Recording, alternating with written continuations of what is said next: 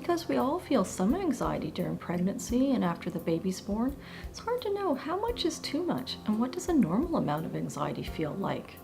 We can feel overwhelming anxiety for a few hours, even a few days, and then have a good solid chunk of sleep or go for a walk in the sun with a good friend and all of a sudden feel much, much better.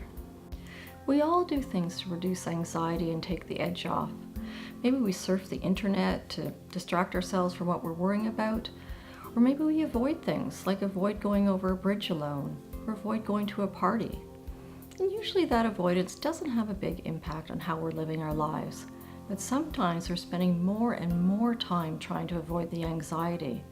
It can come to feel like a full-time job. It can be so exhausting.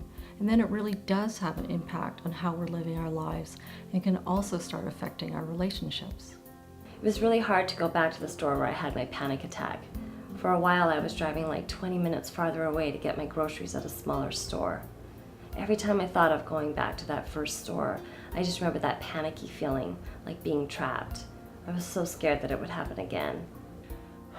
I couldn't get this worry out of my head that Jacob was going to get really sick or that he already had some kind of illness I didn't know about yet. I found myself staying home with him more and more, especially during the winter months.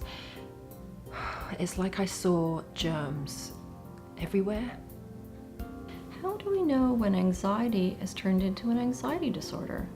Anxiety disorders like panic disorder, social anxiety disorder, or generalized anxiety disorder don't just develop overnight. They slowly gain momentum over time.